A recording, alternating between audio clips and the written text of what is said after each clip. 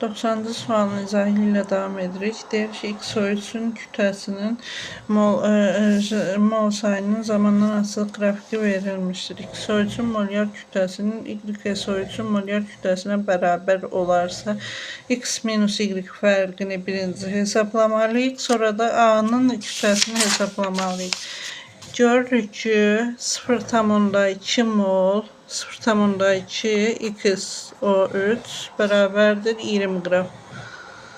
2 mol 200'dür. 1 mol XO3 Y qramdır. Y də bərabərdir 100 qram. X plus 48 bərabərdir 100. X də bərabərdir 100-dən 48 52. X'imizin kütləsi 52'dir.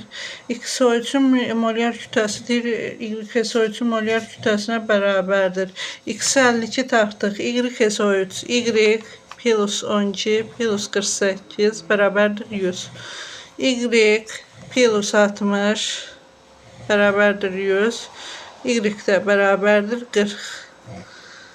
X minus Y fərqi 52 minus 40 bərabərdir 12. Birincinin cavabı 12'dir. Və A'nı hesablayın.